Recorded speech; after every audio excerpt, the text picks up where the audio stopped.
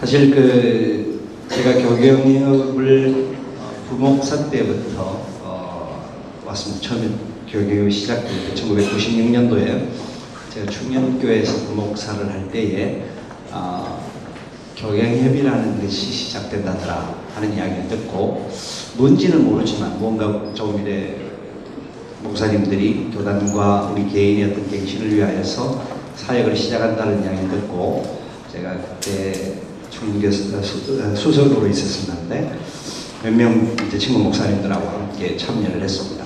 참여를 하고 교경협에 가야 할 방향들을 이래 지켜보면서 소망이 있겠다 하는 생각들을 가졌었고요.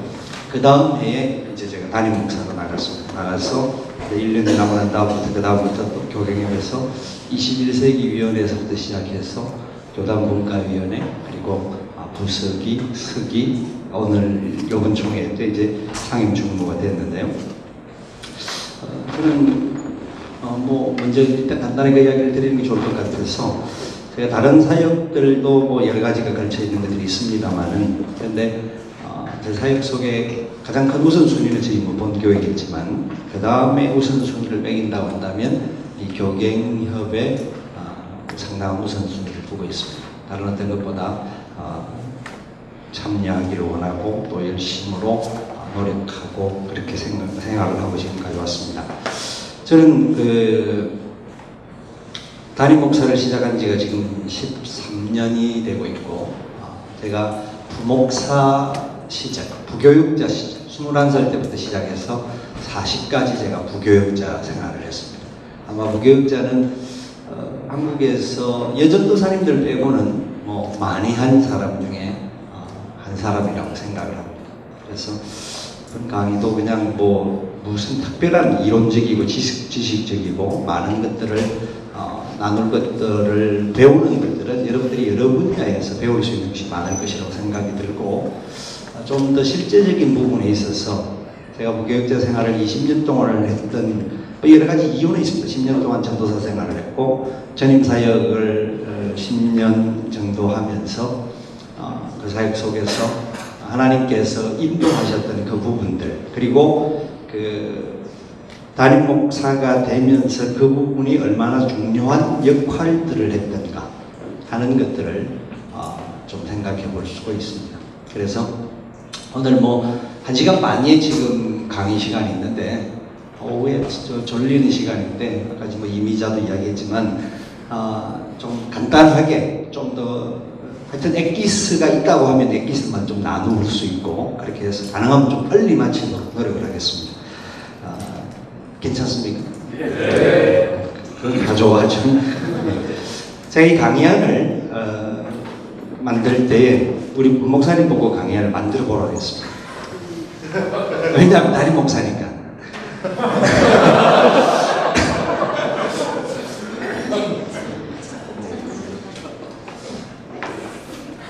한국교회에 있어서 중요한 것은 담임 목사가 아니면 아무것도 못한다라고 하는 그런 인식이 있습니다.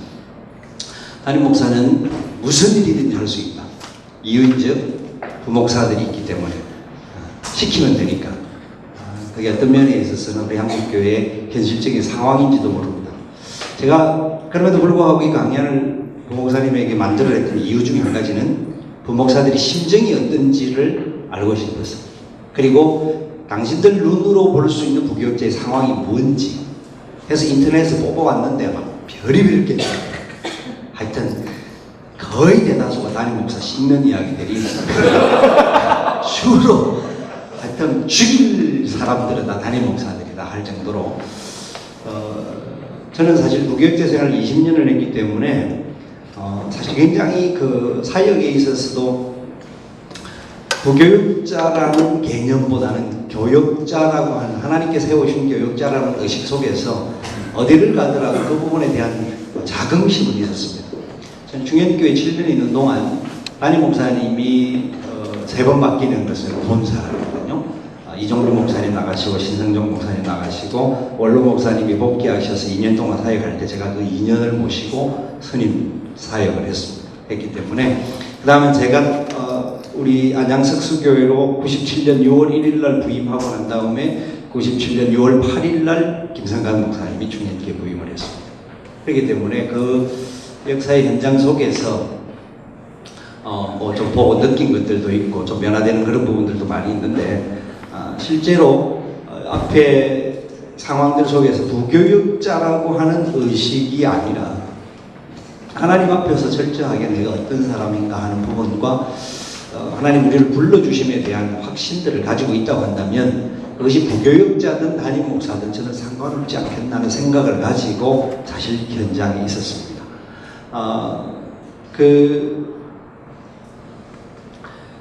중현교에 있을 때 제일 크게 이제 저희들이 스트레스를 받았던 것 중에 하나가 중현교회 부목사에 들어왔던 분들이 저희 선배들도 그렇고 후배들도 그렇고 보면 나름대로 좀 날고 기는 사람들이 있었는데 이종규 목사님 때 제일 강조했던 게 뭐냐면 목사는 한 사람이다.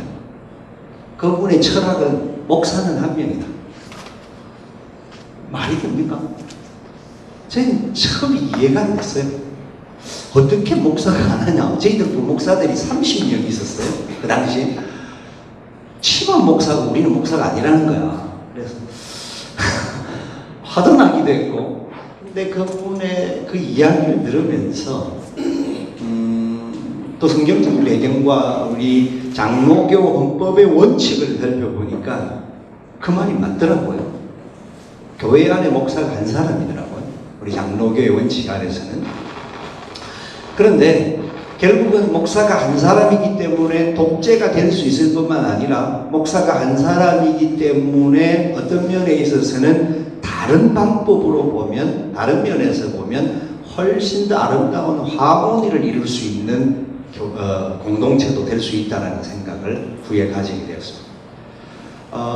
사실 젊은 목사님들 우리가 이제 사역을 할 때 저희들이 이제 이종규 목사님이 제가 들어가서 1년 있다가 나가시고 신성명 목사님이 4년이 계셨는데 4년 계시는 동안 저희 부목사들은 모였다고 하면 가장 중요한 뒷담화가 뭐냐? 뻔하죠. 담임 목사님 씹는 겁니다. 모였다 하면 하여튼 뭐 이런저런 하여튼 스트레스가 왜냐면 또 저희들이 두 분을 모셔봤기 때문에 이종윤 목사님도 모시고 신성명 목사님도 모셨기 때문에 너무 차이가 많이 나는 거예요. 두 분이. 한국에서 내놓으러가는 어르신들인데도 불구하고 두 분의 스타일이라든지 성품이라든지 어떤 철학이라든지 이런 것들이 너무 차이가 많이 났기 때문에 있을 때는 이종윤 목사님하고 같이 계실 때는 이종윤 목사님 굉장히 미워하고 싫어했는데 그분 떠나고 나니까 그립더라니까요. 그 스타일이 다른 분이 들어와서 기존에 있는 사람들에 대해서도 여러 가지 스트레스와 또 여러 가지 부분들이 나타나는 것들을 보면서 그래서 세월이 지나가면서 제가 중년기에 7년 있었는데 7년 있는 동안 마지막 제가 얻을 수 있었던 결론은 누구 밑에 있느냐 없느냐의 문제가 아니라 결국 내 자신의 문제라는 생각이 들기 시작했습니다. 내 자신의 문제고 내가 과연 교회에서 어떤 자세로 목회를 해왔던가. 저희들은 그래도 큰 교회에 있었기 때문에 교구 사역을 하는 데 있어서 거의 어떤 타치도 받지 않았음에도 불구하고 많은 목사들이 굉장히 피곤했습니다. 뭐 제가 목사도 하면서 저는 가능하면 저희들이 교회가 여러분 이 자리에 교경임 수련회 올 정도의 교회들 뭐 적은 교회도 있지만 보통 교역자들이 최소한 5, 6명, 10명 전후의 교역자들이 있는 데들이 많습니다. 많은 데는 뭐 30명, 50명 들 있는 교회도 있죠. 근데 제가 부교육자 생활 20년을 하면서 느낀 것들 중에 하나가 교역자가 없는데 희소 가치가 높은 데일수록 교역자들의 마음이 굉장히 편하고 교역자가 많으면 몸은 편할지는 모르는데 다른 부분에 있어서 또 많은 스트레스를 받을 수 있다는 그런 생각이에요. 워낙 많은 비교가 되어지고 여러 사람들에게 있어서 평가되어지는 부분이 다양했기 때문에 그런 부분에 대한 안타까움들이 굉장히 많았었습니다. 근데 모였다고 하면 부목사님들의 특징이 항상 배가 고파요. 모였다 하면 배가 고파요. 영적으로도 그렇고 육적으로도 그렇고 뭐 경제적으로도 그렇고 모였다고 하면 그런 부분에 대한 불만들이 굉장히 많았었어요. 저희들이 이제 사역을 할 때, 그때 이제 친한 친구들, 같이 사역을 했던 친구들이 많이 있었는데, 서대문교회 장봉생 목사랑 저랑 뭐 1년, 신대원 1년 차이지만 친구들로서 몇 명의 같이 재밌게 지냈던 친구들이 있습니다. 그 친구들끼리 우리가 나누면서 항상 고민했던 것 중에 하나가,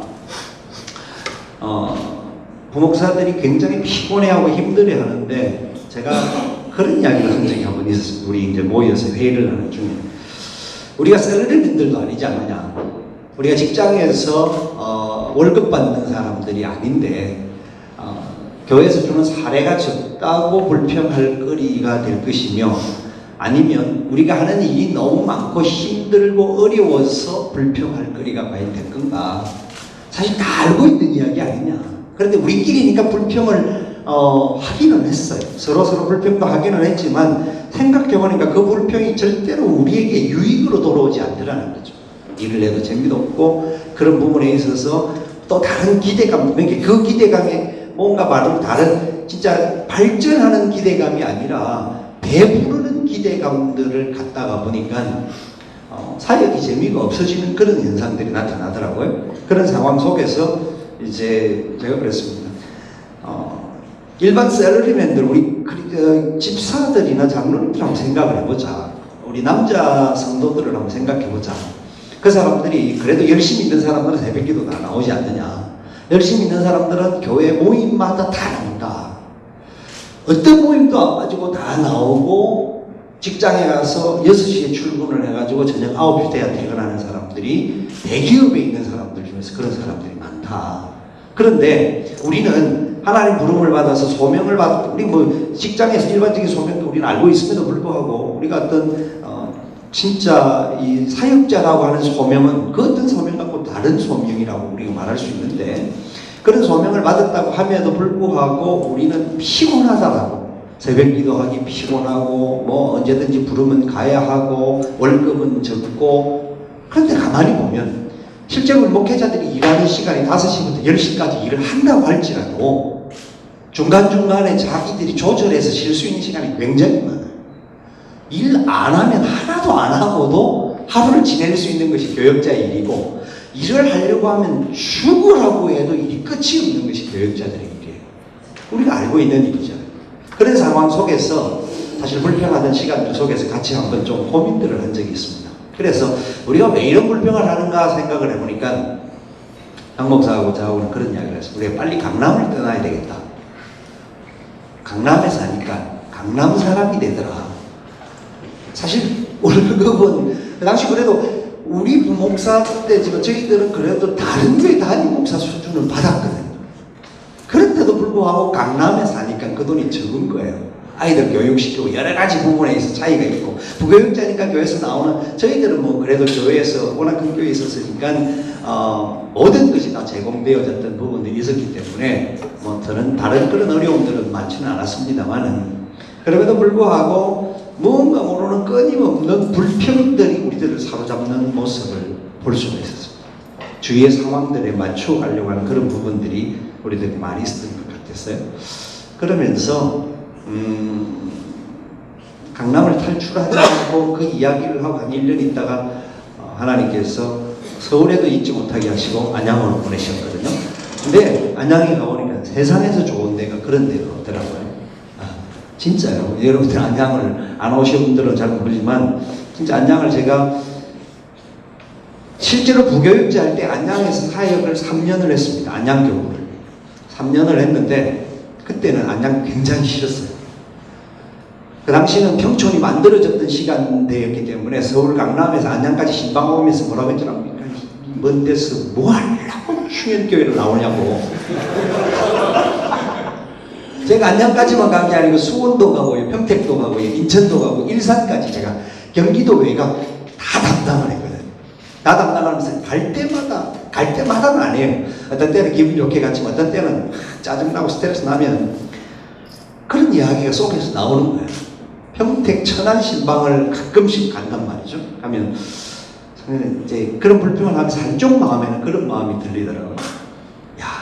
이 사람들이 이 먼 곳에서 교회를 섬기기 위해서 오는 모습 속에서 참 어떤 마음들을 우리가 가져야 될 것인가, 그런 생각들이 다시 한번 들어요. 사실 주위에도 수많은 교회가 있는데 그 교회를 가면 뭐 우리가 신방을 안 가도 되고 또 작은 교회 가도 같이 나눌 수 있어 좋기는 한데, 근데 그런 면에는 그분들은 인천에서 제가 교부 신방을 할 때 인천에서 주일 일부 예배를 참여하는 가족이 있었어요.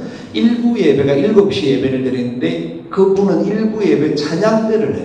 그럼 찬양대는 중현교회는 6시 전에 안 들어오면 문을 닫아요. 그러니까 6시까지 와야 되는데 인천에서 차가 없는 사람들이에요. 그런데 아이들을 깨워서 데리고, 아이들 2명을 데리고 부부가 6시까지 교회에 와서 일부 예배 드리고 주일학교 교사하고 그렇게 헌신을 하는 교사들을 신방을 하면서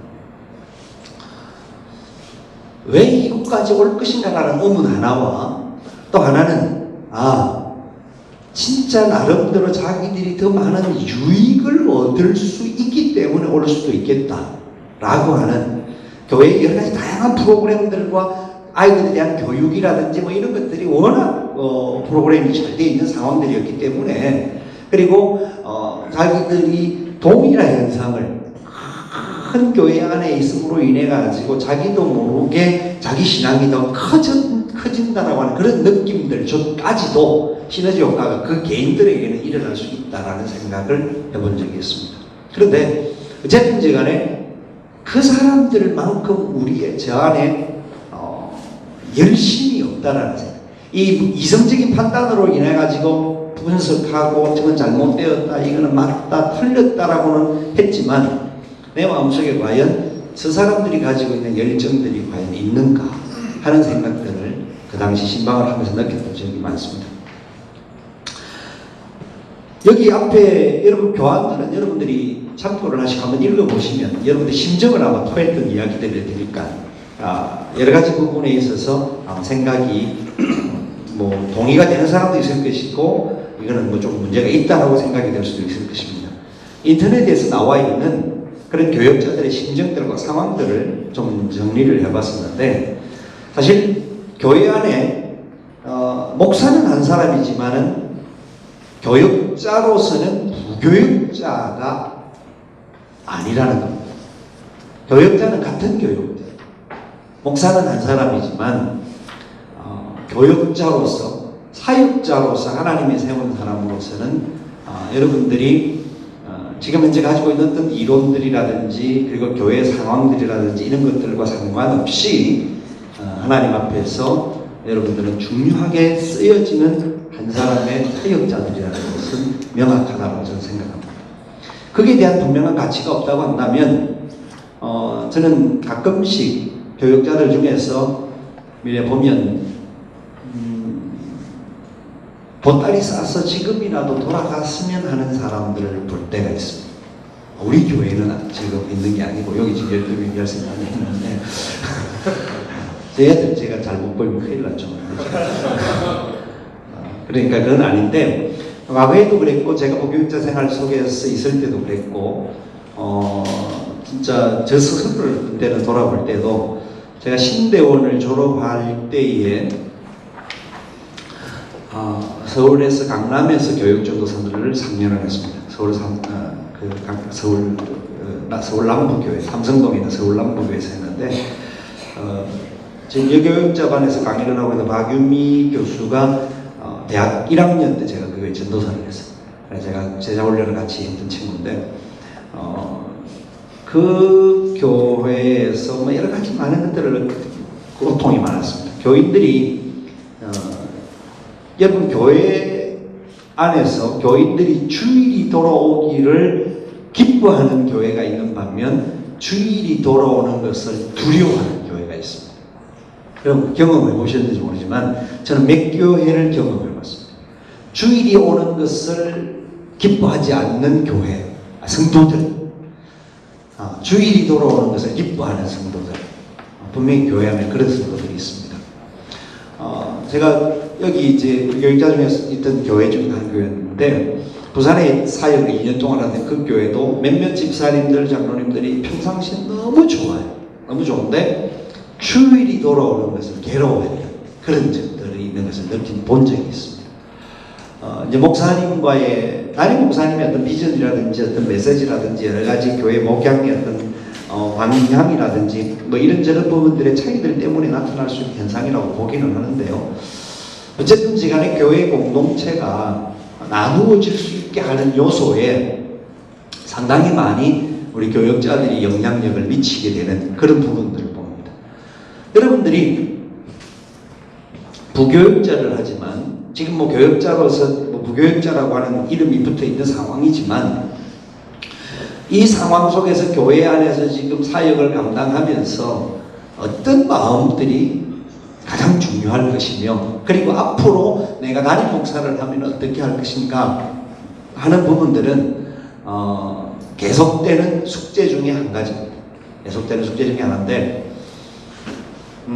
결론으로 말을 한다고 한다면 여러분 마음속에 지금 마음속에 나는 평생 부교역자를 할 수 있다라고 하는 마음이 생기는 사람들이 되기를 바랍니다.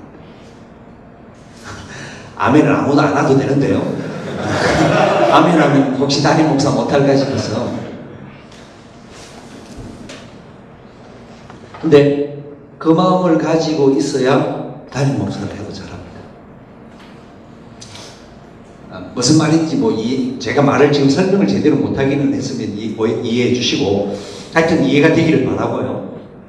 현재 있는 자리에서 최선을 다하지 못하는 사람이 다음에 잘하겠다는 사람은 잘할 수가 없습니다. 또 그 사람은 어떤 면에서는 사기꾼입니다. 그죠? 현재 교회 공동체 안에서 특별히 우리 사역자들이 한둘이가 있는데 여러 명이 모인 자리에서 다음에 잘하기 위해서 내 것을 이렇게 꼼쳐놓는 사람들이 있을 수 있어요. 다음에 써먹으려고. 근데요, 나중 되면 그게 똥됩니다. 아껴놓으면 다 나중에 써먹으려고 뽑아보면 그게 써먹을 수 있는 것들이 아닙니다. 현재, 그래서 어떤 목사님이 그런 이야기를 하더라고요. 설교를 위해서 여러 가지를 준비를 하는데 설교를 이건 다 이때 이 타임에 쓸 거야 라고 했던 좋은 소스를 남겨둘 것도 필요하지만 그런 것들을 계획하고 있다고 한다면 다음에 보다는 그것을 지금 쓰라. 지금 바로 이때 그 내용을 사용해라. 그러면 다음엔 더 좋은 것이 나올 것이다 라고 하는 이야기를 합니다. 하나의 다른 예일 수는 있지만 하여튼 우리가 사역을 하는 현장 속에서 지금 충실하지 못한 사람이 다음에 지금 죄를 짓고 문제가 있어서 회개해서 다음에 변화되어져서 잘할 수는 있습니다. 잘할 수는 있어요. 그러나 사역에 똑같은 길을 가는 사람이라고 한다면 현재에 충실하지 못하는 사람들은 다음까지는 기대하기가 쉽지 않습니다. 대성식분 나무는 떡잎부터 단다라는 것은 그냥 이야기는 아닐 것입니다. 오늘 많은 분들이 어제부터 오늘까지 많은 분들의 강의를 듣고 여러분들이 신학교에서 수많은 강의를 듣고 머리에는 지식이 충만합니다. 모르는 것이 없습니다. 제가 이야기하는 것이 여러분들에게 얼마나 도움이 될지 저는 장담할 수도 없습니다. 그러나 한 가지 확실하게 제가 여러분들에게 말씀드릴 수 있는 것은 내가 있는 현재 그 자리에서 최선을 다하지 않으면 다음 소망이 없습니다. 그건 명확합니다. 제가 같이 사역해봤던 친구들 과거에 부교육자로서 수많은 사람들과 함께 사역을 할 때도 그랬었고 그 다음에 지금 현재 담임 목사를 하면서도 같이 사역해서 나갔던 친구들도 보면 그렇고 진짜 부목사로 있으면서 그 자리에서 진짜 최선을 다하면서 자기 현장에 가서 사역하는 열매 있는 사람들과 부목사 있을 때는 항상 좌충우돌 하고 어제 이정희 목사님이 참 잘 말해줬던 또라이라는 그런 사람이 간혹 한 명씩 있거든요. 이제 그런 사람들은 다음에 자기가 사역하면 진짜 잘할 줄로 생각을 하고 막 흔들어 놓고 나가는데 나가서 그 사역을 감당을 못하는 것을 있을 때에 부족하더라도 서로 맞추어가고 서로 격려하고 서로 좀 더 팀워크를 이루어가면서 뭔가 맞춰지는 사람은 다음 사역 현장에 가서 부족하더라도 그 부분이 다음 단계로 나아가는 것입니다.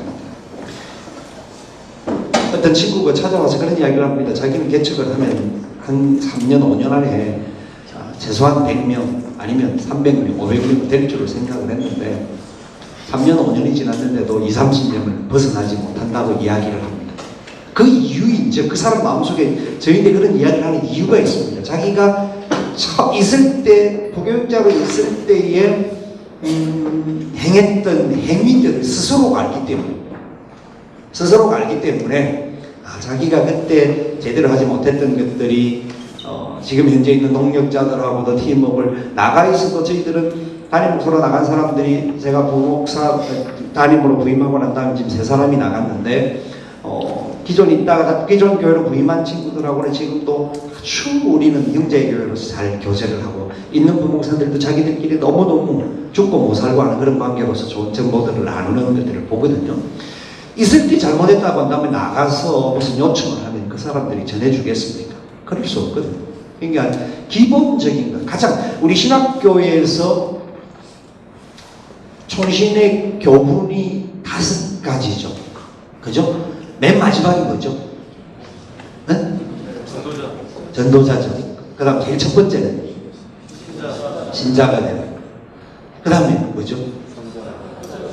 학자. 신자, 학자, 성자, 목회자, 전도자. 알겠죠? 저는 여기에서 한 가지 더 있어야 된다고 생각하는 사람인데, 첫 번째가 인간이 되라. 이게 꼭 들어가야 된다고 생각합니다. 신자라는 말이 그 같은 맥락이라고 보기는 하는데, 진짜 인간 같지 않은 또라이들이 우리 삶의 현장 속에는 제법 있습니다. 있는데, 어디를 가더라도 공동체를 파괴하는 사람이 아니라 어디를 가더라도 그 공동체 안에서 함께 인정하고 함께 팀워크를 이룰 수 있는 사람이 목회를 할 수 있습니다. 저는 사실 신대원 3학년 때에 아까 이야기하다 여기 좀 갔는데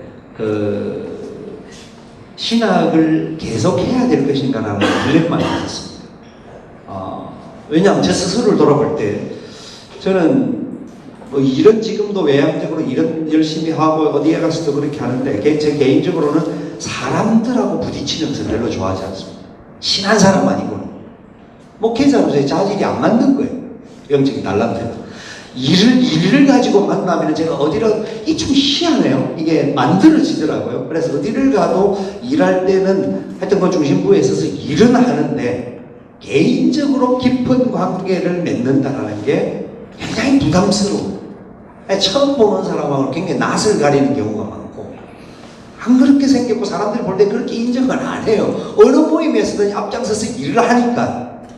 근데 그 달란트는 그런데 제 개인적인 내면 안에는 사람들과의 부딪힘에 대한 두려움들이 굉장히 많았습니다. 그래서 신대원 3학년 졸업하기 전에 강단에 그때 설교를 할 일이 있어서 저희들은 교육조교사들밖에 없었던 교회였기 때문에 주일 저녁하고 수요일날 설교를 그 당시 가끔 했었는데 하는 중에 그런 이야기를 한 적이 있습니다. 하나님이 지금이라도 저를 목회자의 길을 가지 않고 사업을 하게 하신다고 하면 저는 지금이라도 돌아가고 싶습니다 하는 이야기를 내가 뭐 때문에 했는지 몰라도 고민하면 설교 시간에 그 이야기를 한 것이 지금 그 강단이 생각이 나요. 계속. 왜냐면 제가 대학 다닐 때도 학교에서 총무를 했어요. 신대원에서도 총무를 했어요. 어디를 가도 제가 총무를 하는 사람이라고 하면 이 활동적인 사람이거든요. 일에 있어서는. 그런데 대학 다니면서 학교 축제를 준비하면서 그 많은 사람들이 왔다 갔다 하는 중에 막 그들하고 가격 경쟁하고 하면 그 사람들이 나보고 하는 말이 전도사님은 신학을 하는 것보다 장사를 하는 게 훨씬 더 잘할 수 있겠습니다.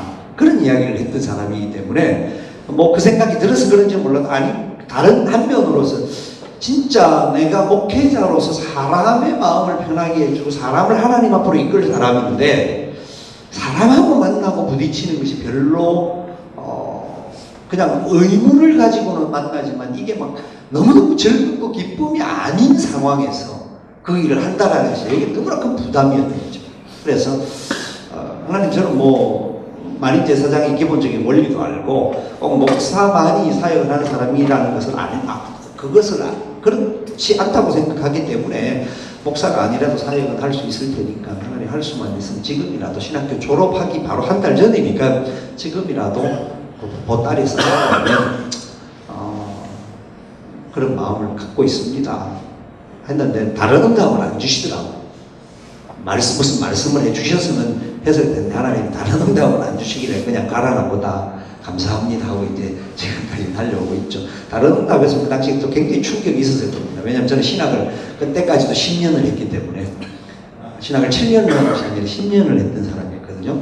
그래서 그런 상황이었기 때문에 그랬었는데, 그러나 그 고민들이 지금 담임 목사가 되고 목회 현장 속에 있으면서 지금도 그런 고민을 할 때가 많습니다.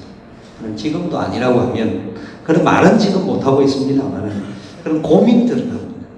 지금도 아니라고 하면 나 때문에 공동체가 파괴되어지는 일이라고 한다면, 나 때문에 교회가 바로 세워지지 못한다고 한다면, 성도들이 진짜 하나님 앞에서 바로 설 수 없는 그런 상황이라고 한다면 제가 사역하는 것보다 다른 걸 해도, 근데 지금은 너무 제가 편해져서 그런지 다른 걸 해도 할 자신은 별로 없어요.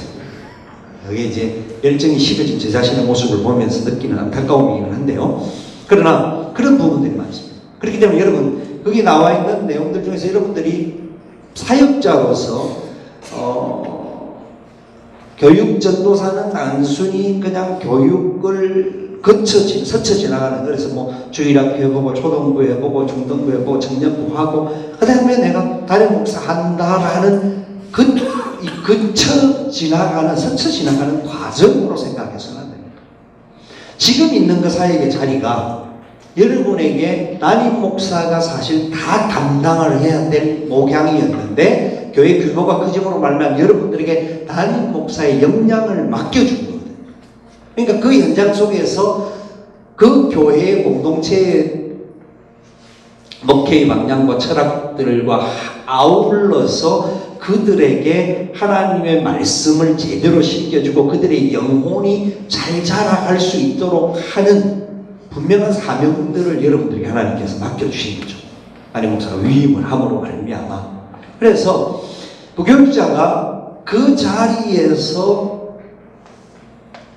단순한 연수 과정으로 있는 사람이라고 한다면 굉장히 고민입니다.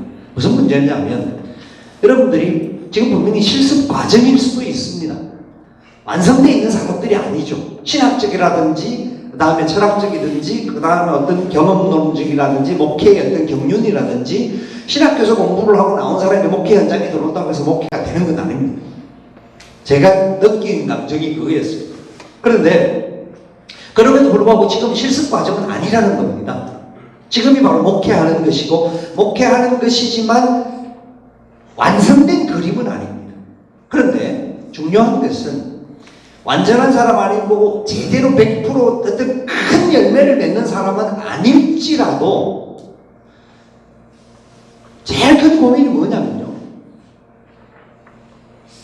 저 한 사람을 살려야 하느냐 다른 성도를 살려야 하느냐 하는 고민이 될 때가 있습니다. 여러분, 한국 교회가 지금 5만 교회인데요, 5만 3천 교회 정도 됩니다. 5만 3천 교회가 되는데, 지난 2001년도에 우리 한국 교회를 조사할 때 교회 숫자가 4만 1천 교회였습니다. 4만 2천 교회 그 정도였다고 합니다. 그러니까 10년간에 교회가 10,000개가 는 겁니다. 교회가 10,000개가 늘었어요. 근데 10년간에 성도 숫자는 34만이 뒤로 갔습니다. 여러분 이해가 됩니까? 다른 이유들 때문에 있습니다만, 저는 그런데 그 현상 속에서 한 가지 안타까운, 교육자로서의 안타까움은, 미자립 교회 목사님들은 굉장히 미안한 말이기는 합니다만은, 진짜 목사를 위한 교회, 큰 교회만 그런 것이 아니고요, 적은 교회도 실제로 복음을 위해서 생명 거는 목회자들을 위해서 한 말, 드릴 말은 아닙니다. 그런데 목사의 어떤 먹거리를 조달하기 위한 패턴으로서 교회가 어느 세월이 지나가면 흘러버리고 만다라는 겁니다. 여러분 그게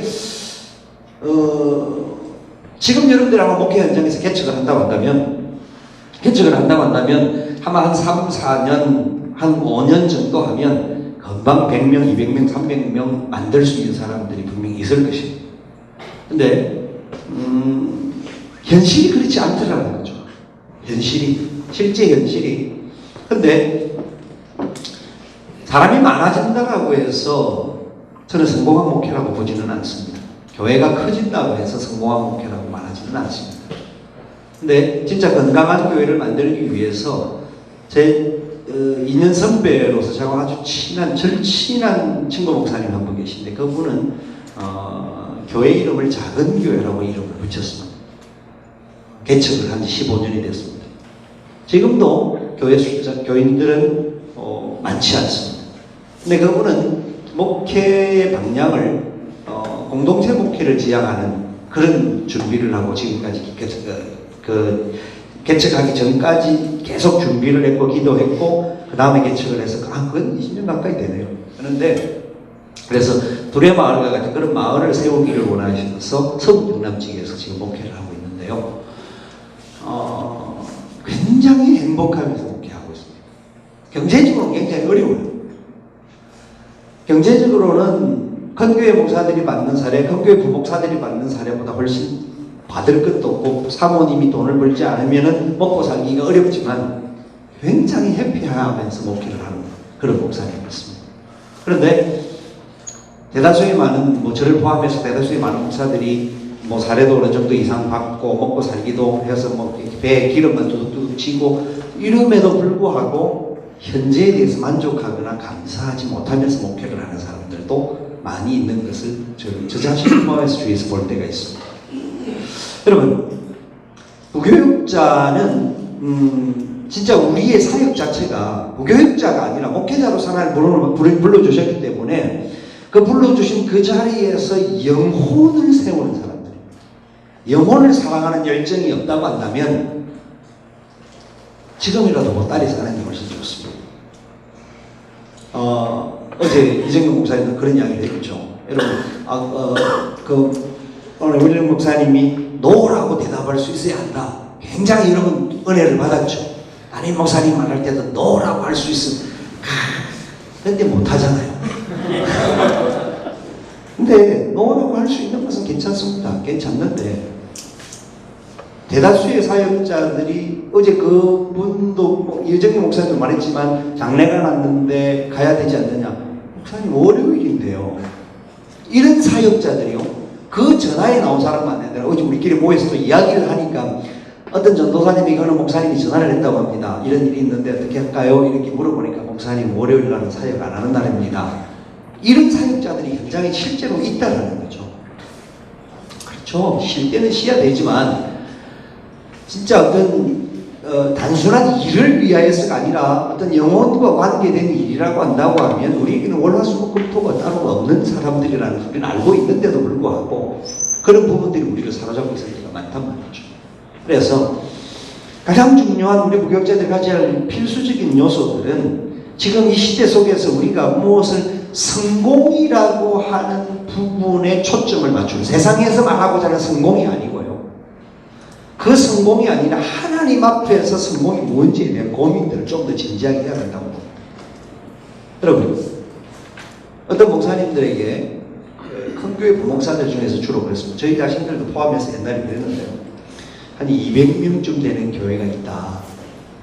담임 좀 맡으러 갈래? 이야기를 하면요. 뭐라고 하는 줄 압니까? 한 1000명은 돼야 그 담임으로 부임하지 200명 되는 거예요. 시시해서 제가 가겠습니까? 실제로 있다니까요. 주위에서 그런 거예요. 여러분들 중에도 지금 마음속에 그래도 나는 한 500명쯤 되는 교회는 가야 내가 그래도 간다라고 말할 수 있지, 말할 그런 사람들이 있을 수 있다고. 아니, 사람 따라 어떤 사람은 1000명, 어떤 사람은 5000명 되는 교회도 부임할 수는 있을 겁니다. 그런데요, 그 교회가 하나님이 내게 맡겨주신 교회라고 하는 확신이 없다고 한다면 1000명이 아니라 5만 명이 있다고 할지라도 그 교회는 여러분의 교회가 아닙니다. 우리에게 주신 교회가 아니죠. 사역 현장 속에서 하나님께서, 제가 부목사로 있을 때 그 대구 동부교회 김덕신 목사님이 집회를 오셨을 때 중년교회 제가 이제 모시면서 이제 담임 목사로 나가야 될 때가 되었고 해서 한번 여쭤본 적이 있습니다. 목사님, 어떻게 하면 담임 목회직을 할 수가 있겠습니까? 제 마음에 무슨 마음을 들어가 그 말 질문을 했냐면, 목사님 길 좀 열어주세요. 이런 말이었거든요. 근데 그 목사님 하시는 말씀은 자기하고 맞는 교회를 가야 됩니다. 그런 말씀을 했는데, 내하고 맞는 교회를 내가 어떻게 찾을 수가 있어요? 그 어느 교회가 내하고 맞는 교회라고 알 수가 있어요? 좀 몰랐어요, 그 이야기를. 그런데 제가 담임을 하면서 깨달은 게, 하나님 앞에 준비되고 기도하고 하나님을 향하여 자세가 되어 있는 사람들에게 하나님이 맞는 교회를 붙여주신다는 그런 확신을 제가 얻게 되었어요. 제가 저희 교회를 부임하게 된 게, 저희 담임 원로 목사님이, 제가 2대 목사인데, 우리 교회 55년 된 교회인데 33년 9개월을 사역하셨고, 그분이 73세까지 목회를 하신 거예요. 왜? 나를 위해서. 이해가 안 되시죠? 70세 은퇴하실 때에 어느 목사님을 초청하기로 돼 있었어요.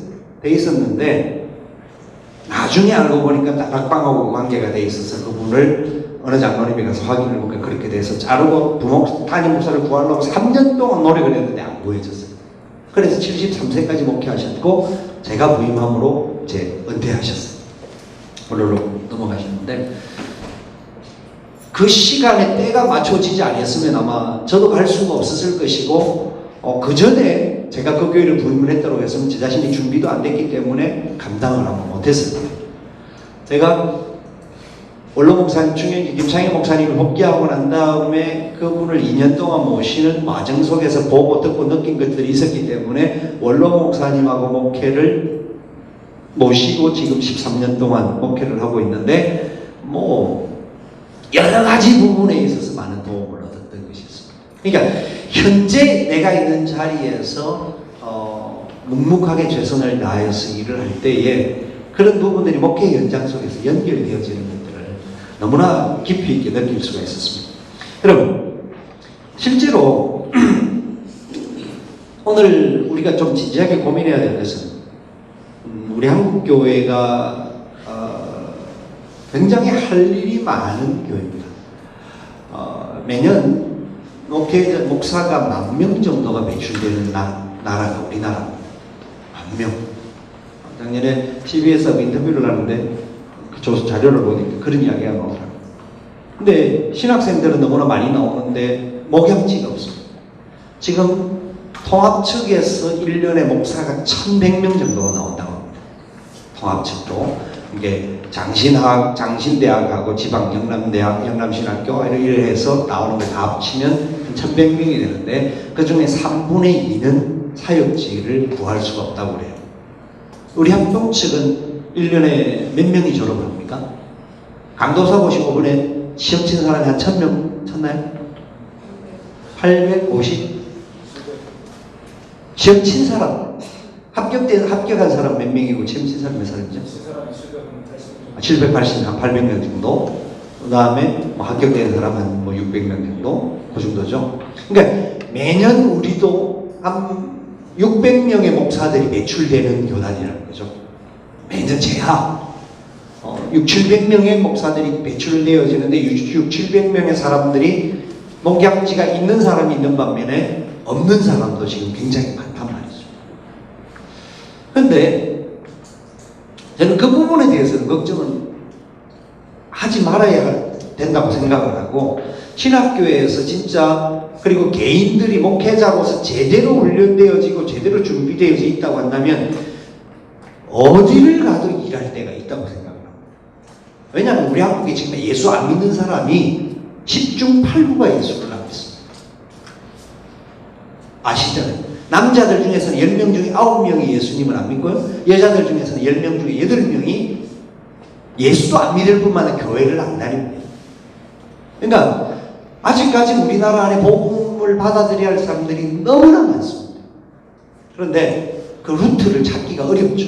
신학교에서도 교육이 제대로 안 되고 혼자서 맨 땅에 다이빙 헤딩을 하려고 하니까 돈이 힘들어서 개척하는 것도 어렵고, 그렇다고 교회라고 나오는 것도 아니고, 그래서 어떻게 하든지 간에 좀 이래 있어야 될 그런 상황들이 있을지는 모릅니다. 그런데 같이 진지하게 고민을 한다고 한다면, 우리 교단에서는 앞으로 교경에서도 그런 부분에 대한 고민들을 한다고 한다면, 진짜 교회를 세우는 일을 제대로 할 수 있는 역사들도 우리 안에서 이루어질 수 있지 않겠는가 하는 그런 생각들도 해보는데, 실제로 여러분들 여기 나와 있는 한국교회 상황들이라든지 여러 가지 현실적인 부분들을 여러분 교재에서 보면서 부교육자의 자화상 몇 가지를 좀 살펴보면 좀 정리만 하고 뒤에 부분에 내려가서 좀 중요한 이슈만 몇 가지 터치를 하겠습니다.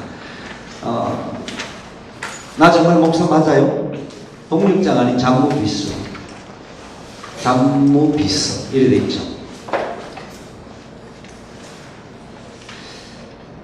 이거 책에서 그 내용에서 나오는 것이고, 이 내용 자체를 우리 부목사님이 정리를 한 거란 말이에요. 자기가 이렇게 하고 있단 말이에요.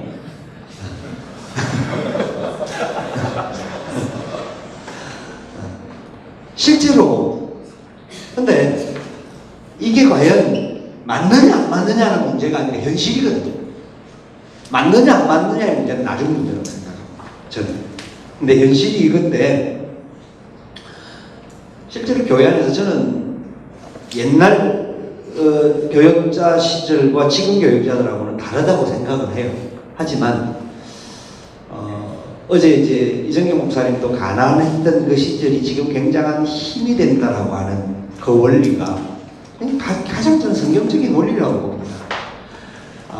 인격이 모독되어진다고 한다면 문제가 되지만, 그렇지 않다고 한다면 가장 열악한 장소와 환경, 그리고 내가 일하는 부분들이 어떤 부분에 있어서는 내가 과연 목사로서 이것까지 해야 되는가? 왜냐하면 우리 교역자들은요, 저 자신이 그런 스타일이기 때문에 이런 전국은 지금은 일하는 사람들이 많고 또 시설들이 좀 좋아서 그렇지만 전부 지붕에 올라가서 자기들이 다 갈았거든요. 지난 10년 동안 그랬어요. 우리 이 높이가 한 7m 이상 되는데 사다리를 대고 올라가서 달달달달 떨면서 그걸 가를 때가 있었어요. 근데 제가 그걸 시켰어요. 좀 나쁜 목사죠, 그렇게 생각하면, 목사들이 볼 때는. 근데 저도 그걸 했고, 제가 안 하면 저도 안 올라가면 제가 먼저 올라가려고 하고, 제가 올라가려고 하면 제가 비로소 이제 올라가지 말라고 이제 자기들이 올라간다고 그러기도 하죠. 하는데 저는 그렇습니다. 목사들이 노동자는 아닙니다. 그렇게 그 일 자체가 주가 되어서는 안 되지만, 그렇게 교회를 사랑하고 나름대로 그렇게 헌신하고 손때를 붙인 사람과 그렇지 않는 사람의 마음의 자세는 다를 것이다. 그럼 토요일날 교회 저희들은 교인들이 청소를 하는데, 청소할 때에 청소를 같이 하는 교역자와 그렇지 못한 교역자들은 생각은 다르죠. 저는 청소하라는 것은 아니에요. 하라는 건 아닌데 그런 마음의 문제라는 거죠. 그 부분들이 지금 다음 5번 주부터 청소하려고? 그건 아니고요. 결국은 저는 요새는 그렇게 생각해요. 옛날에는 저도 그런 일을 다 했습니다. 근데 지금은 이제 저희 집안에 가서도 제가 집안의 일들도 거의 안, 그전에는 제가 이렇게 수돗물이 내려가는 우리 세면대가 물이 쫙 빠지지 않으면 저는 꼴을 못 보는 사람이었습니다. 그래서 반드시 밑에 해부를 합니다. 이제 풀면 뭐가 나옵니까? 머리카락이 꽉 끼어 있습니다. 그거 빼고 나면 물이 잘 내려갑니다. 그런데 제 친구 집을 가봐도 물이 안 내려가는데도 그냥 그대로 바다 쓰고 물이 쭉쭉쭉 빠지는데 그냥 있는 집들을 봐요. 근데 그때도 그 집에 가서 남의 집에 가도 그걸 풀어서 고쳐줘야만이 속이 편안한 사람이었습니다. 그런 집을 몇 번 풀어서 고쳐준 적이 있는데, 지금은 안 합니다. 지금은 사람을 사서 하는 게 훨씬 더 낫다. 제가 얼마 전에 제 집을 이사를 하면서 화장실 비데를 하나 설치를 두 군데를 하는데, 설치를 하면 제가 요걸 얼마나 했는지 모릅니다. 3만원 주고 말지, 나를 시켜갖고 한 2시간을 그 일을 했으니까 저희 집 사람인데 화가 나가지고 근데 그런 일 자체를 더 많이 해야 된다라는 개념은 절대 아니지만, 생각은 그래도 하는 사람과 안 하는 사람들은 생각은 차이가 좀 있다고. 그래서 그런 면에 있어서 교역자들은 다른 사람들이 할 수 있는 최저의 낮은 자리가 어딘가까지도 경험해 볼 수 있는 사람과 그렇지 못한 사람은 현장에서는 다를 것입니다. 사람에 대한 부분도 다를 것이고 이런저런 부분에 다를 것입니다. 뿐만 아니라 제자생계에도 못 미치는 사람들, 여러분 그럴 수 있습니다. 교육전도사들도 그렇고 신대원에서 교육전도사들 중에서 교회에서 전액 장학금을 받는 사람이 한 5% 정도 된다라는 이야기가 있습니다.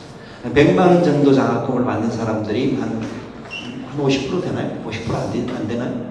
어떻습니까? 몰라요? 내 주들은 몰라? 뭐 부회장까지 해놓고 월급에 이문으로 자격이 없다. 하여튼 실제적으로 경제적으로 굉장히 어려운 사람들이 많죠. 어려운 사람이 많고 부교육자 하면서 사실 대학 졸업하고 대학원 졸업을 했는데도 불구하고 받는 사례가 뭐 한 100만 원에서 200만 원 사이, 조금 더 되는 사람도 있을 수 있지만 그렇다고 해서 어디 가서 돈 벌어올 때가 따로 있는 것도 아니고, 사모가 학교 교사라고 하면 훨씬 좋겠는데 그것도 못해요. 뭐 이런저런 부분에 대한 갈등들이 사실 많이 있을 수 있습니다. 근데 저는 미국에 가 있는 친구들을 볼 때 그런 생각을 해봤습니다. 미국에 가서 몇 명들의 친구들을 보면서 느낀 것들 중에 한 가지가 너무너무 어려워요. 경제적으로 먹고 살 수가 없어요.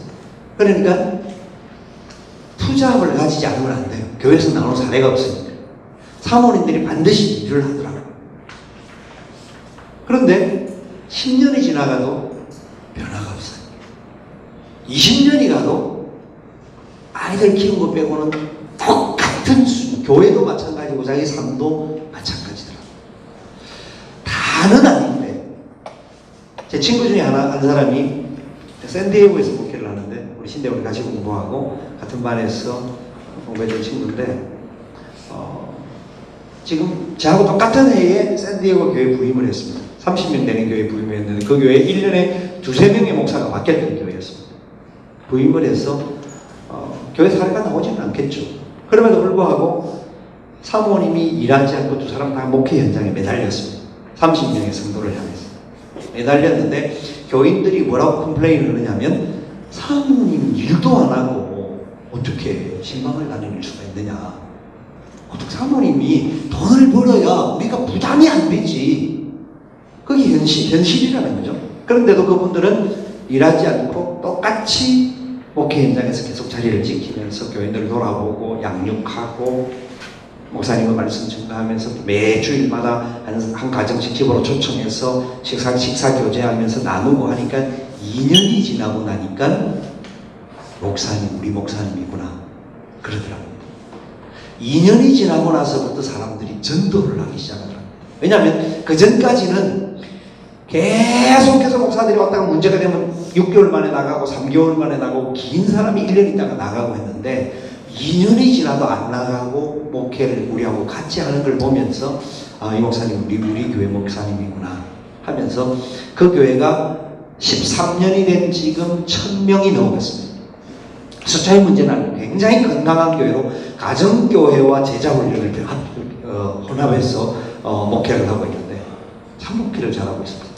그러면서 당장에 어떤 배고프고 힘들고 어려운 것들이 문제가 아니라 하나님 앞에서의 그 마음이 어떻게 들어지느냐에 따라서 하나님 그 다음에 보상하신다라는 것을, 물질의 문제만이 아니라, 제가 김창희 목사님 모실 때 김창희 목사님이 그 교육자 회의 때마다 하셨던 어록들이 있습니다.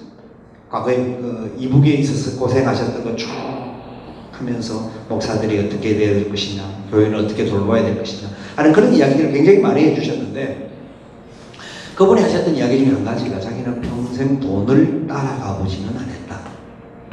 그런데 지금 나는 너무 잘 살고 있다 라는 겁니다. 그렇다고 그분이 재산이 있는 것은 아닙니다. 그분이 은퇴하시면서 교회에서 아파트를 드렸는데 그분은 그럴 수밖에 없습니다. 그런데 받자마자 그것을 교회 앞으로 명의를 돌렸습니다. 그리고 내가 죽을 때까지만 살고, 우리 사모님 죽을 때까지만 살고 교회에서 자식들에게 물려주지 않고. 근데 너무 그렇게 그분이 그러니까 모든 사람들이 그분과 같이 돼야 된다는 것은 아닌데 또 그분들은 그럴 수 있어요. 왜냐하면 옆에서 이렇게 지원해 주는 사람이 엄청 많아요. 여러분들 그러라 만나고 저도 그렇게 하기 쉽지 않을 것 같아요.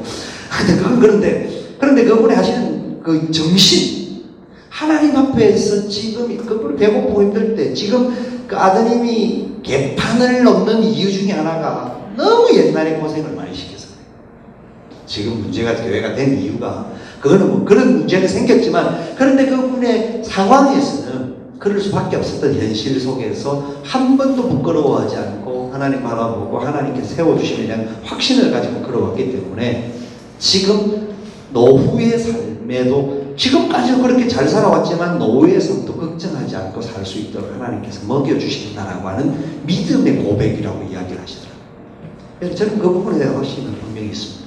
여러분, 우리가 다른 사람들보다 더 편안하고 더 배부르고 더 많은 월급을 받기 위해서 목회의 길을 본 것이 아닙니다. 저 자신에게도 가끔씩 유혹이 옵니다. 내가 이렇게 열심히 목회를 하는데 왜 내 살을 이것밖에 안 주냐 하고 생각할 때가 간혹 있습니다. 그런데 그 마음 가지면 가질수록 나만 손해가 되더라고요. 나만 손해가 되고 또 목회도 제대로 안 되더라고요. 하여튼 우리가 피해야 할 것 중에 가장 첫 번째가 이 물질의 문제가 아닌가 하는 생각을 해봅니다. 지금은 여러분들이 물질 자체를 뭐 기대하기도 쉽지 않는 그런 터널을 통과하고 있기는 하겠습니다만은 그런 부분에 대하여서도 우리가 현재 어떤 어려움들 이런저런 부분들에 대하여서 다시 한 번 더 생각해 볼 수 있다고 한다면 좀 더 명확한 우리의 방향들이 설정되어질 수 있지 않겠는가. 뿐만 아니라 우리 무교육자의 직임이 갖는 정체성의 태생적인 한계라고 해놨는데요. 우리 무교육자에 가지고 있는 제도 자체가 부목사는 임시목사이기 때문에 우리 헌법상에서 매년 청빙을 받아야 합니다. 그 말은 다른 말로 하면 계약직이기 때문에 매년 자를 수 있다는 말이에요. 이 헌법에 굉장히 좀 문제가 있는 거죠. 근데 아마 그 헌법을 그렇게 만들었던 이유가 과거에는 부목사가 어떤 분명한 역할 개념이 아니고 부목사 제도가 생긴 지가 그렇게 오래되지 않았습니다. 실제로 과거에는 부목사들 없이 전도사님들만 전도 교회 돕고 하는 정도 혼자서 목회를 했던 그런 패턴이었는데 지금까지 전문화되는 목회자 패턴으로 가기 위해서는 뭐 이런 부분들도 제도적인 개선들이 앞으로 되어져야 된다고 봅니다. 그러나 그런 현상들 때문에 교회를 떠날 때는 말없이 목사님들이 자르면 주보 광고도 하나 안 내주고 왜 목사님 주보 이름도 빠졌고 왜 안 나오냐 하면 지난주에 사임하고 갔습니다 라고 하는 교회들이 현실 우리 한국 교회 안에 있다는 겁니다. 여러분들 중에서 그런 어려움을 다 해본지는 모르지만 하여튼 그런 일들이 있을 수 있는 상황입니다. 제가 전임사역 제가 교회를 가서 한 교회에서 제일 작게 있어본 적이 한 10개월 있어본 적이 있습니다. 11개월 있어봤는데 11개월을 열심히 일했는데 연말에 되니까 나가라더라고요. 얼마나 열심히 일했는지 그때 전임사역자였습니다. 전임사역자였는데 나가라 하길래 저는 두말하지 않고 갈 데는 없었습니다만은 그래서 교회를 한 달 정도 사역지는 없었습니다. 그런데도 목사님 목회 방향하고 제가 안 맞다고 한다면 제가 순종해서 갈 수밖에 없는 그런 상황에 이유는 몰랐는데 이유는 말하지 않습니다. 이유는 말하지 않는데 당신하고 맞지 않으니까 좀 나가주면 좋겠다. 근데 이제 강도사고시 치고 합격하고 강도사가 된 상황이죠. 그런데 어떻게 하겠습니까? 목사님 가라는 저를 따르는 청년들도 많이 있었고 뭐 이랬는데 쿠데타도 일으킬 수 있었는데 그 목사님은 제가 나이 차이도 별로 안 났어요. 한 4살밖에 차이 안 났습니다. 근데 그건 아니겠잖아요. 우리가 아닌데 이제 그분의 신학적인 어떤 토양과 제 토양이 다를 수도 있고 생각들이 다를 수 있고 차이될 수 있고 제가 좀 철이 없어서 그럴 수도 있는 부분들이 있었겠다라는 생각 속에서 나왔는데 그런 현상들이 우리 교회들 안에 있을 수 있습니다. 그래서 교육자들은 언제 어떻게 잘릴지 모르는 안타까움 가지고 사는 사람들이 있습니다. 저희 교회에 있다가 지금 담임 목사로 나가 있는 친구 중에 한 친구가 우리 교회에서 나갈 때에 담임 목사로 가는 상황이기 때문에 진짜 눈물바다를 이루고 교회를 떠났습니다. 많은 사람들의 축복을 받으면서 갔는데 그 친구가 부교육자 생활을 할 때 했던 아픔들에 대한 이야기들을 표현을 이렇게 일회용 껌과 같은 자기 스스로가 그렇게 부교육자 시간들을 지내왔다. 다른 교회에서 한 10년 정도, 한 8년, 9년 있다가 우리 교회에서 4년 있다가 담임목사 갔는데 그런 마음을 가지고 항상 돌아가고 조져. 그래서 참 얼굴이 또 잘생기고 괜찮게 생기고 항상 머리를 이렇게 내리고 가리고 살고 고개를 들고 사람을 본 적이 없어요. 설교를 할 때도 원고만 보고 제가 첫 번째 와서 설교를 하더니 머리는 한 번도 안 들고 계속 원교를 보고 있더라고요. 제가 뭐라 하냐면 네가 에드워드인 줄 아느냐, 저 나라는 에드워드인 줄 아느냐. 그 사람은 이 원고만 봐도 감동이 있었는데 전혀 은혜도 안 되고 감동 이유를 물어보니까 자기 담임 목사님이 그렇게 하라고 했다라는 거예요. 머리를 들고 설교하지 마. 원고만 봐라. 네가 뭐 교회들 쳐다보면서 설교하냐. 그래서 목사 그 친구가 하는 말이 그 목사님하고 저하고 나이도 똑같고 세대도 같은 세대인데 생각이 너무 차이가 있습니다라고 하는 이야기를 간혹 했었어요. 했는데 그런 아픔들을 가지고 목회 현장에 있는 우리 동력자들이 참 많다 하는 생각을 해봤습니다. 저 자신은 뭐 그런 아픔 속에까지 있지는 않았지만 뭐 떠나가 본 적은 한번 있어 보긴 했지만 그런 상황은 아니었는데요. 그럼에도 불구하고 전적으로 담임 목사의 손에 달려 있을 수밖에 없는 우리의 목숨이라고 생각하는 부분일지라도 여러분 그것도 하나님의 섭리일 수 있습니다. 그 부분에 대한 확신을 가지십시오. 만약에 담임 목사가 내 마음 안에서 나가라고 한다고 한다면 여러분 마음의 불만과 원통과 답답함으로 대적을 한다고 한다면 이미 여러분들도 같은 사람 나가라고 하면 나가십시오. 그러면 다른 길이 반드시 열려 있습니다. 그건 뭐 우리 교경에 배우는 교회들은 저는 안 그럴 것이라고 생각을 합니다만은 그러나 그런 현상들이 우리 주위에 많습니다. 많다고 저도 느낄 수가 있고요.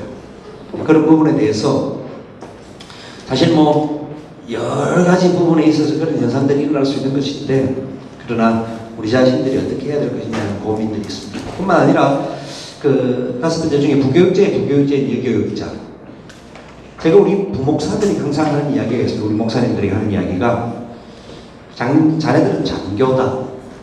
그러니까 지도자들이라는 게 장교인데 여전도사님들은 준위다.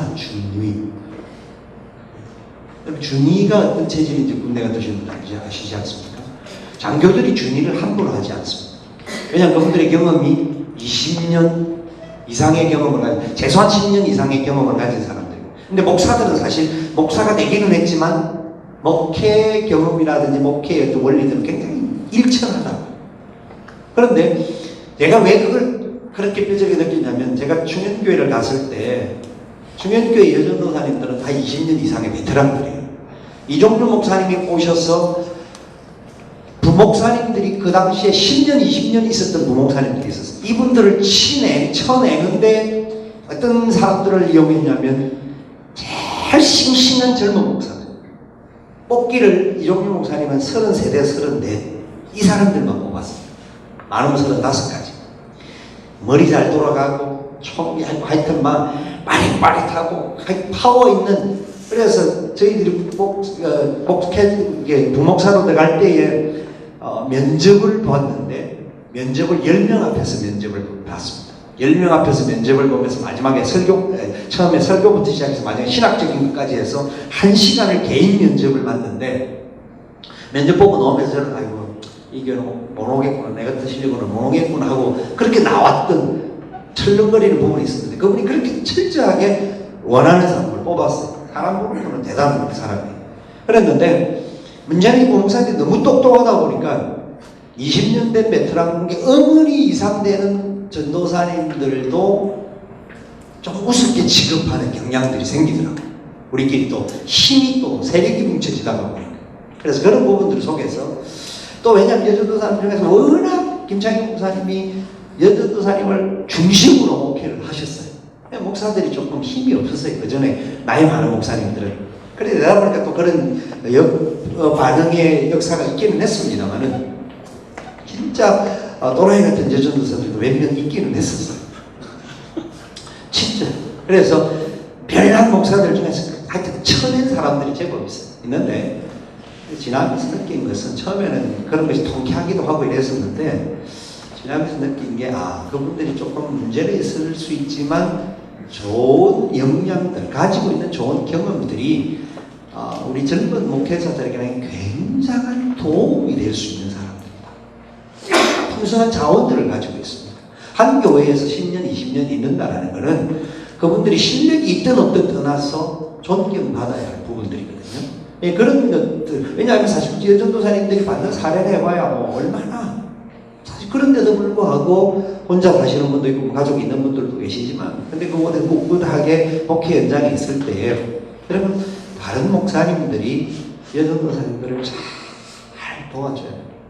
케어해주고 그분들을 통해서 여러분들 좋은 정보도 그리고 경험들을 얻어낼 수 있도록 잘 활용도 해야 돼요. 그래서 저희 교회는 이제 전도사님들이 워낙 나이가 많은 분들이니까 우리 목사님들이 누님 하죠. 징그러운 누님이 아니고 어머니 뻘이에요. 어떻게 보면. 그쵸? 뭐 한 20살 이상 차이가 나는데요. 그런데 누님 하면서 잘 지내는 걸 보면 너무 감사해요. 너무 감사한데 하여튼 그런 부분들에 대해서 우리 뭐 여기는 여자 전도사들이 많지 않으니까 남자분들만 있으니까 그런 부분에 있어서는 좀 우리 남자들이 좀 잘 케어해 줄 필요가 있지 않을까. 사실 한국 교회 안에서 여전도사는 잘하면 본전이고 못하면 손해다. 여름에 돼지고기와 같다. 이런 이야기를 우리 옛날에 많이 했어요. 다른 분들이. 그런 소리를 들을 때마다 과연 왜 저럴까? 저는 모르겠어요. 여전도사님들하고 목회를 해보면서 그분들이 가지고 있는 장점들이 굉장히 많다라는 생각들을 제가 처음에 전입으로 나갔을 때도 진짜 어머니 뿔 되는 여전도사님 목회를 했는데 그분 때문에 굉장히 많은 도움을 받았거든요. 그 목회를 몰라. 신학교에서 다니고 이런저런 했지만 그런데 그분 때문에 참 너무너무 그래도 남자분이 잘 세워주고 섬겨주고 하시면서 교회에 대한 흐름을 가르쳐 주는데 굉장히 도움이 됐어요. 중현교회에서도 마찬가지고요. 여전도사님들과 목회를 하는데 목사들도 세력이 많고 전도사님들도 숫자가 많다고 세력 싸움을 굉장히 많이 해요. 제가 선임 목사를 하면서 그걸 없앴어요. 이게 아니다. 우리가 한 팀인데. 그래서 나는 제가 나올 때 죄송합니다. 제가 자랑하는 게 아니고 여전도사님들 칭찬받고 나간 목사들이 별로 없었어요. 제가 잘 나갔다. 나갈 때 박수 치면서 보내줬는데 그냥 고소하다 이런 식으로 보냈는데 제가 나올 때는 굉장히 그래도 참 왜냐하면 저는 행정적으로 그 사람들을 도와주려고 제가 뭐 선임이었기 때문에 할 수 있었던 것은 또 컴퓨터도 좀 아는 부분이 있었기 때문에 교회 시스템을 좀 바꾸어서 그런 것을 도와주고 좀 쉽게 행정적인 걸 줄이고 다른 사역을 많이 할 수 있도록 배려를 해주니까 서로 시너지 효과가 나오는 것을 교회 안에서 볼 수가 있었던 거죠. 여러분들이 목회할 때 이건 여전도사님들만의 문제가 아니라 우리끼리도 마찬가지입니다. 우리끼리도 시너지를 교회 안에서 이루어요. 시너지를 진짜 내가 가지고 있는 저는 제일 얄미운 사람이 지 혼자만 좋은 정보 가지고 있는 사람. 치기야 돼. 그런 거지. 다음에 써먹으려고 아니면 지 혼자 딱 이렇게 보면 또 멋지게 하려고 그러면 안 되죠. 여러분 공유하셔야 돼요. 공유하셔서 좋은 것들을 서로 나누고 또 서로 공유해야 더 풍성해지고 그래서 그 속에서 좀 더 좋은 것들로 만들어 나가는 그런 부분들이 우리 가운데 좀 더 절실하게 필요하지 않겠는가. 그리고 목회 현장 속에서 사실 동력자와의 좋은 관계가 되지 않으면 여러분들끼리 팀을 이루지 못하면 그 교회에서는 진짜 재미없습니다. 담임 목사들은 그래도 좀 스트레스 받아도 돌아서서 좀 씹으면 되잖아요. 되는데 우리끼리 안 좋으면 피나는 투쟁을 벌려야 돼요. 우리끼리는 서로 물고 삼킬 수 있는 요소들 더 나오고 또 다른 사람들 속에서도 여러 가지 시험을 나갈 수 있는 부분들이 있습니다. 조금 더 잘할 수 있는 사람이 있고 조금 더 못할 수 있는 사람이 있습니다. 그런데 그런 사람들이 좀 더 도와줘야 됩니다. 서로 배려해주고 서로 격려해주고 해서 좋은 정보도 주고. 제가 교육자들을 상당히 많은 교육자들 나왔다 했는데 제가 참 안타까운 중에 한 가지는 한 번도 교육자들을 먼저 제가 스스로 내보내본 적은 없습니다. 자기들이 나갈 때까지 기다렸고, 또 지금 꼭 나가야 될 인간인데 안 나가고 버티고 있는 것도 시기냐 살리냐 살다가 아이고 어디 가겠노, 내가도 데리고 있어야지 하고 있다가 나중에 이제 보낸 적도 있기는 한데요. 한 번은 그런 적이 있어요. 큰 교육자가 진짜 애가 너무 착한데 개인적으로 보면 실력도 있는데 이 어떤 데 보면 좀 사람들을 속을 뒤집는 경향들이 있어요. 우리 교육자들도 그 친구 때문에 머리 얘가 나쁜 애 같으면 이걸 어떻게 할 텐데 사람은 착한 것 같은데 어딘가 모르는 이게 화분회가 안 되는 그런 친구들이 있었어요. 하여튼 그 친구들 놓고 오랫동안 고민을 했습니다. 저걸 어떻게 해야 되겠어요. 계속 그래도 품고 지내다가 나중에 이제 우리 목사님끼리 모여가지고 목사들이 오랜 고민을 하면서 자기들이 목사님을 다른 데로 교회로 지금 보내면 다른 교회, 우리 교회에서도 보냈었는데 다른 교회 가면 이 친구가 제대로 할 수 없을 것 같으니까 다른 길을 한번 찾아봅시다 해서 좀 훈련을 받을 수 있는 곳으로 보냈는데요. 즉 아마 훈련 받아오고 좀 그런 부분에 대한 센서들이 좀 생기고 나면 훨씬 탁월하게 일할 수 있는 사람인데 그런 부분에 대한 갈등들이 많았지만 그런데 우리 교역자들이 저는 이제 한 사람의 마지막 부분에 대한 결정을 할 때도 요새는 이제 사람을 청빙할 때도 면접을 자기들이 보거든요. 자기들이 보고 난 다음에 우리 많지는 않지만 팀워크가 철저하게 필요하다는 것을 알고 있기 때문에 면접을 보고 제가 마지막에 보고 자기들이 좋다 하면 뭐 특별한 하자가 없으면 그냥 하자. 그러고 저번에 이제 내용 보낼 때도 그런 이제 토론들을 좀 하면서 진짜 오랫동안 고민을 했습니다. 품자고 다음 단계로 넘어가려니 또 그렇고 이것저것 다 시켜봤는데 가는 데마다 문제를 일으키는 거예요. 그 문제가 다른 문제는 아니에요. 그런데도 이래다가는 저 친구도 죽겠고 다른 성도들도 죽겠다 싶어서 기도하는 중에 진짜 좋은 다른 새로운 터전으로 일할 수 있고 배울 수 있고 공부할 수 있는 곳으로 좀 이렇게 보내기는 했는데 하여튼 그런 관계들을 옆에서 조언해주지 않고 같이 나누지 않으면 그렇게 세워질 수 없는 거거든요. 그래서 그런 부분에 대해서 여러분들이 교회 안에서 서로에 대한 교육자들끼리 진짜 형제 여러분 세상이 얼마나 좁은지 몰라요. 세상이요 목회자 세계는요 한 사람만 그치면 다 압니다. 다 알아요. 모르는 사람이 없어요. 진짜 놀라운 게 제가 이제 호주를 올해 이제 4일 때문에 2번 나갔다 왔었는데 거기 가서 사람들을 만나는데 다른 교단 사람이고 다른 동네 사람들인데도 불구하고 이야기를 해보니까 내 친구의 누구요 하여튼 안 걸리는 사람이 없어요. 그러니까 죄 짓고 살면은 이 목사들은 진짜 이게 문제를 일으키고 어디를 도망가더라도 해결해 놓지 않고는 진짜 살 수가 없다 하는 생각들이 굉장히 많이 들고 진짜 있을 때 잘해 그 말이 뼈저리게 느껴지더라고요. 그러니까 그런 관계 있을 때 그 사람이 비록 조금 약해도 부족함이 좀 있어도 서로 격려하고 서로 파이팅을 하면서 좀 이래 잘하면 서로 더 자라갈 수가 있고 다음 단계 저는 그래서 그런 생각을 해봅니다. 우리 목사님들하고 같이 우리 사역자들하고 하면서 앞으로 진짜 형제의 교회들이 우리 다 형제의 교회들이지만 진짜 같이 목회를 하다가 단위 목회를 하면 이 교회들만 모여도 큰 공동체를 이룰 수 있단 말이죠. 형제의 교회들인데 그런 교회들이 앞으로 사역을 선교를 해도 그렇고 무슨 어떤 여러 가지 사역들을 같이 할 수 있는 것들이 얼마나 많으냐. 그런 정신들을 동력할 때 나누지 않으면 나가고 나면 그만해요. 저희들은요, 저는 교육제 생활 20년을 하면서 잊지 못하는 담임 목사님이 그렇게 많지 않았습니다. 담임 목사 상당히 많이 거쳤죠. 다 잘해주시긴 했지만 제가 대전도 그렇게 했지만 그런데 잊지 못하는 담임 목사님이 제 머릿속에 한 분이 있었습니다. 한 분. 돌아가셨습니다만 그분은 제가 교육전도사 2년을 섬긴 목사님인데도 불구하고 너무 잘해주셨어요. 너무 잘. 부산에서 제가 대학 때 교육전도사 할 때 참 처음에는 몰랐어요. 그냥 어뢰 생각 등록금 주시는 것뿐만 아니고 하여튼 뭐 이런저런 것들 제가 신대원을 이제 서울로 올라오는데 목사님이 부산까지 왔다 갔다 하지 마라. 니네 서울에서 배우라 하면서 서울 교회를 소개시켜주면서 1월달부터 교회 신대원 저희 때는 시험을 먼저 안 치고 공개 강좌를 먼저 하고 그 다음에 시험을 쳤거든요. 그래서 공개 강좌를 하는 동안 목사님 친구 교회 소개시켜줘서 전도사 사역을 1월달부터 시작을 했어요.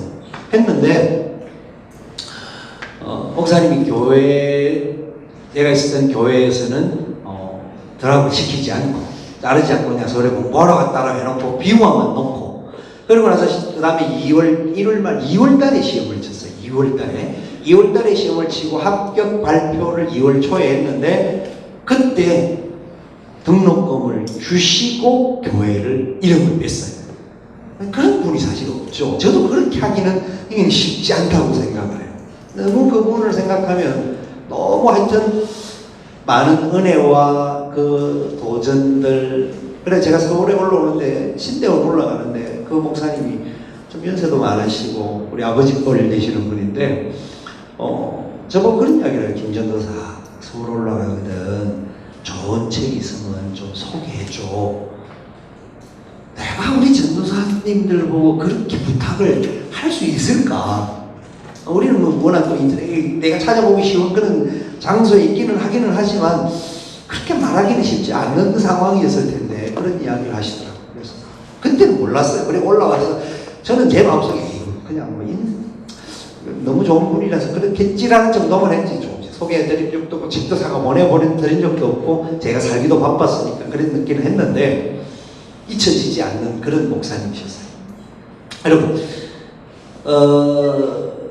부교육자들이 마음에 드는 담임 목사가 10명 중에 한두 명은 나올지 모르겠어요.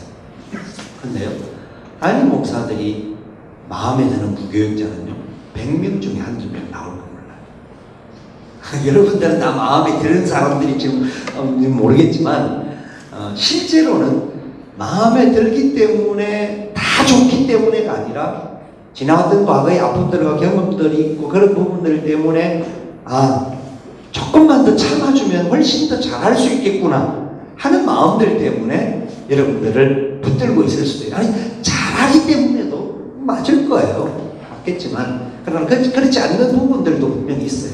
여러분 좀 한번 생각을 해봅시다. 여러분이 목회를 하면 앞으로 어떤 목회가 될 것 같습니까? 교인 수는 몇 명 정도까지 부흥을 시킬 수 있을 것 같아요? 신학교 들어갈 때 다 대형교회 하고 싶은 마음들이 자기도 모르는 사이에 있었을 겁니다. 나는 그래도 목회하면 최소 1000명 정도 목회할 수 있을 것이다. 근데요 저는 바라기는 여러분들이 1000명이 아니라 10,000명, 20,000명 목회도 했으면 좋겠어요. 좋겠는데 그러나 숫자를 자랑하는 목회가 아니고 진짜 건강한 목회자로서 수많은 영혼을 살리는 그리고 예수 그리스도를 알지 못하는 수많은 영혼들이 주님 앞으로 돌아오는 역사를 이루는 그런 교회가 되었으면 좋기는 하겠어요. 그런데 교회 많은 것 때문에 내가 더 높은 신분과 지위를 얻는다라고 생각하는 목회자가 된다고 한다면 숫자를 낮추십시오. 이런 마음을 가진 사람은요 숫자가 많아지면 많아질수록 대형교회 목사가 되면 될수록 자유가 없습니다. 밥도 제대로 못 먹어요. 차도 아무거나 못 타요. 그러면 우리가요 교인 많다고 그래서 사업 많이 하는 분들 지금 진짜 큰 사업하는 분들을 보면 돈은 수백억을 가지고 있을지는 모르지만 그 돈 함부로 쓰기도 쉽지 않고 뿐만 아니라 사람들 앞에서 보여지는 여러 가지 부분들 때문에 참 굉장히 조심해서 살아야 할 부분들이 너무나 많아요. 그런데 시간은요 그분들이 15분 단위로 시간을 잘라서 사용을 한단 말이죠. 제가 신대원 졸업할 때 정성구 교수님이 갈빈주의 연구소에 있으면서 제가 이제 인사를 갔더만 그런 이야기를 하시더라고요. 김전도사 시골 교회 안 갈래 하더라고요.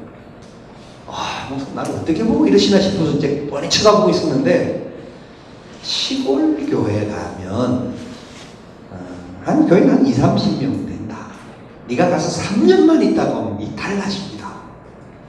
그래요? 왜 그렇습니까? 그러니까 20-30명 있으면 매일 아침 한 두세 시간 동안 한 바퀴 삐 돌면서 집사님, 권사님하고 기도해주고 오후 시간은 이 마음대로 공부도 하고 쉴 수도 있고 준비가 된다.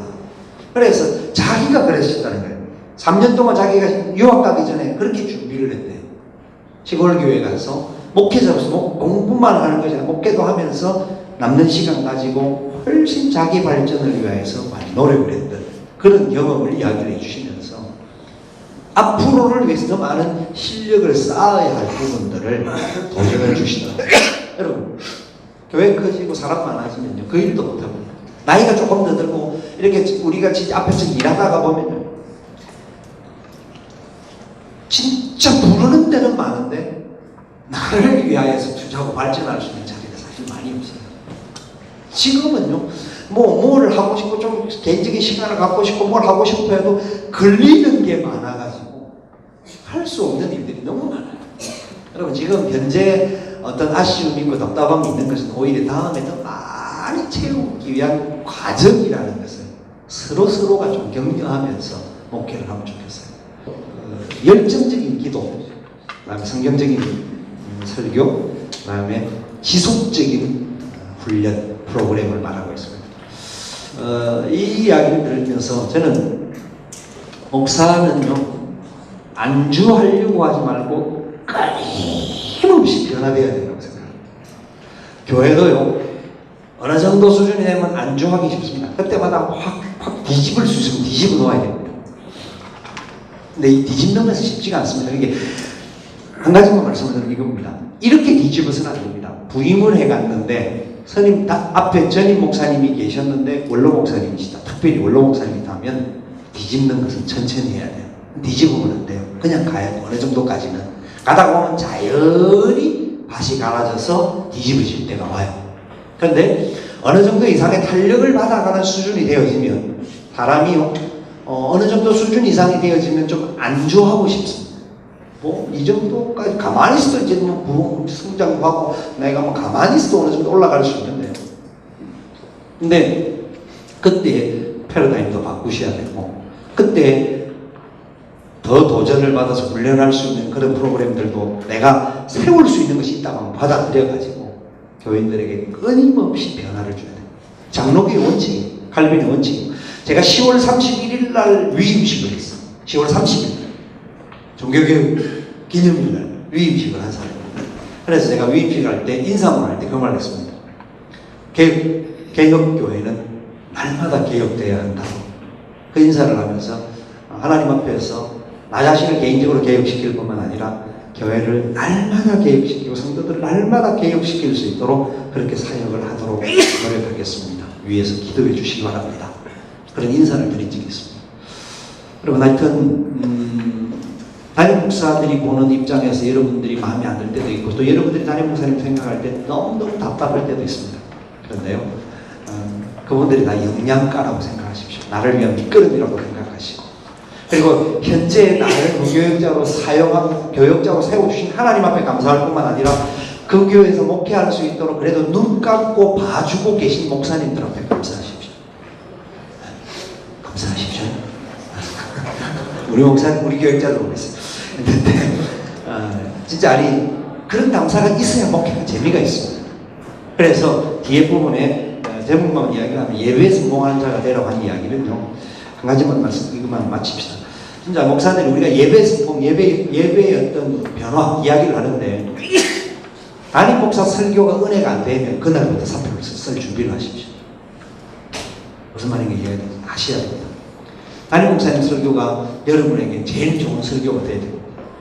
담임 목사 설교 예배 인도할 때 은혜가 안 되고 다른 책 보고 그 훨씬 낫죠. 실력은 그분들이 훨씬 나을 수가 있습니다. 그리고 좋은 메시지를 들을 수 있는 요소들이 굉장히 많죠. 그래서 그것으로 나는 먹고 담임 목사하고 영적인 유대관계 공급이 담임 목사와 부교육자가 한 공동체가 되어지지 않습니다. 그럼 여러분 마찬가지가 돼요. 여러분이 설교하는 대상자들이, 여러분의 설교를 듣는 대상자들이 교회 공동체의 오너는 있지만 여러분 설교 갖고는 은혜를 안 되고 다른 사람 설교 기독량에서 먹고 산단 말이죠. 그러니까 담임 목사들은 부교육자들까지 은혜를 끼칠 수 있도록 설교를 해야 되겠죠. 그건 그 담임 목사의 책임이지만, 그러나 듣는 사람들은 내가 은혜 받도록 노력을 해요. 그러면 여러분들이 케어하는 양떼들도 여러분의 설교가 최고의 설교라고 인정하는 거예요. 그게 수준의 최고가 아닐 겁니다. 영혼을 사랑하는 마음의 최고의 것으로 설교를 합니다.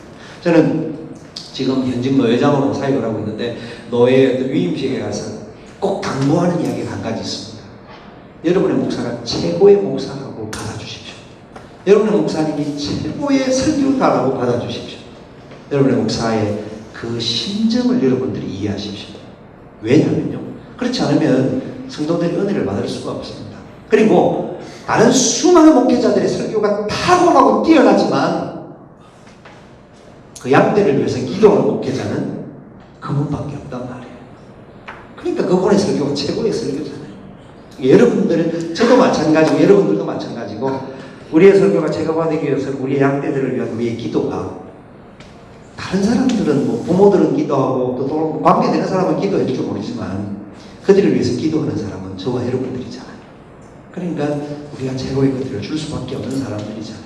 그래서 그렇게 인정을 하시면서, 하여튼 앞으로 목회들을 하실 때 진짜 5년, 10년, 20년, 30년 지나도 변하지 않고 더 풍성한 그런 열매가 있는 우리 귀한 동력자들이 되었으면 좋겠습니다.